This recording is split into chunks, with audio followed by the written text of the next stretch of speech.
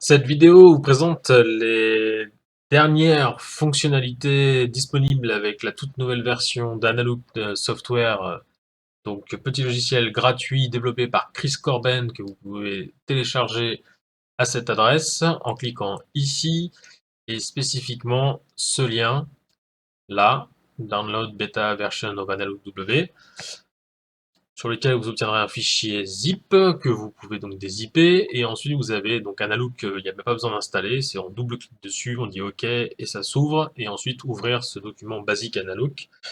Donc voilà, ça s'ouvre, ça se présente comme ça, avec les menus. Et ensuite, sur ce document basique Analook, RTF, allez plutôt en bas pour la section Working with WAV Files, travailler avec les fichiers WAV. Ce qui est la grosse nouveauté, puisque donc maintenant, depuis le menu Tools, on peut convertir les fichiers WAV bruts au format ZC de manière automatique directement depuis Analook, ce qui n'était pas trop le cas jusqu'à présent. Il fallait utiliser donc un logiciel, même dans sa version gratuite, qui s'appelle Kaleidoscope Lite de Wildlife Acoustics.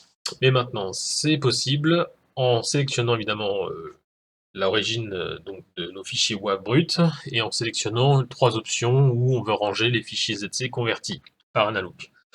Moi, je choisis celle-ci par défaut, mais c'est comme vous voulez, donc soit dans le même répertoire ou au-dessus.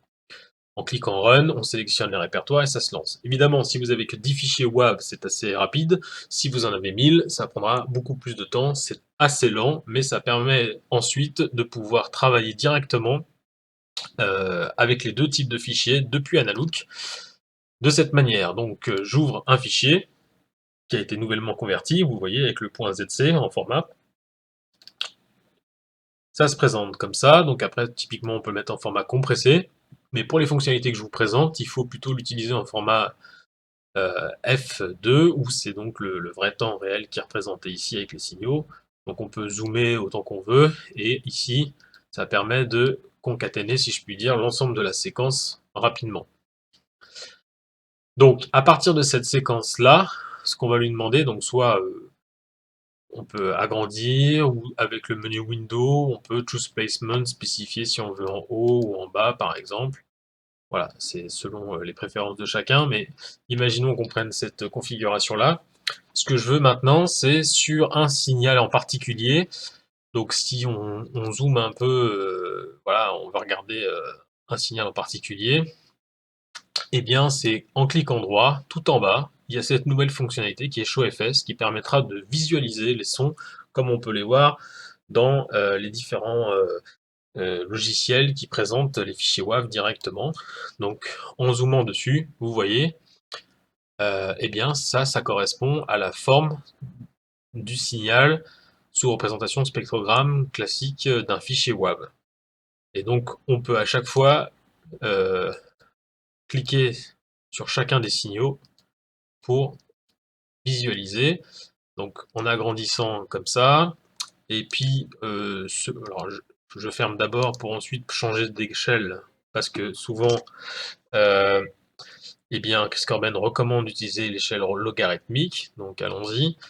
Donc par exemple celle-ci, 1500, et donc pareil, cette fois-ci, je relance, et là, on a de nouveau un zoom sur le signal qui permet de bien s'assurer qu'on est sur quelque chose qui correspond à la pipistrelle commune dans le cas présent, euh, pour être plus fin et précis. Et donc, on pourrait faire ça, évidemment, sur chacun de l'entièreté de la séquence. Avec les flèches, on peut scanner rapidement. Voilà. Ou alors, on peut aussi dire, bah non, moi je veux voir tout l'écran qui soit donc au format spectrogramme WAV. Donc voilà, quelque chose de entièrement nouveau dans la version 2025 d'Analook, à 4.7. Donc c'est assez chouette. Et pour aller jusqu'au bout du plaisir, si je puis dire, eh bien maintenant il est possible avec donc l'option ici, donc on a utilisé, on a fait ça, on fait les filtres, ce qu'on veut et tout ça.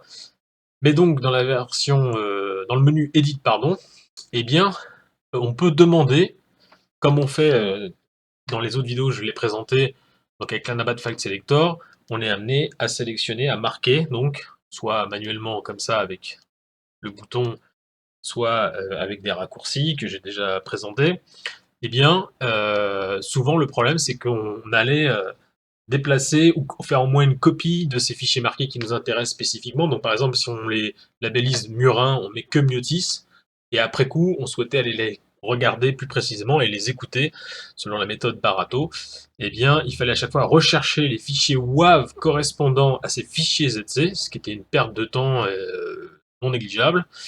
Pour le coup, maintenant, eh bien, ici, même ici, je pense, non, là on peut pas, c'est juste copy marked. Par contre, si on va dans Edit, eh bien, on demande de copy marked, donc les fichiers marqués avec l'étoile bleue qu'on a sélectionné, donc les biotis par exemple, avec les WAV qui ont été convertis. Et c'est Analook qui va récupérer l'ensemble pour nous, directement. Donc c'est un gain de temps significatif pour ceux qui ont l'habitude de ce type de manip dans l'utilisation d'Analook. Et donc je vous la partage.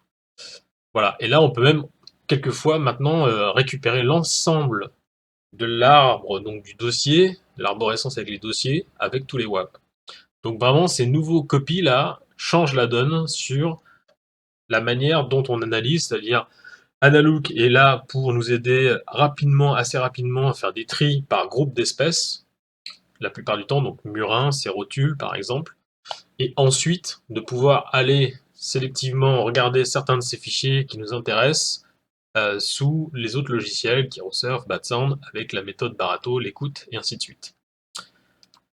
Voilà, donc nouvelle fonctionnalité, utilisation des fichiers WAV avec Analook directement.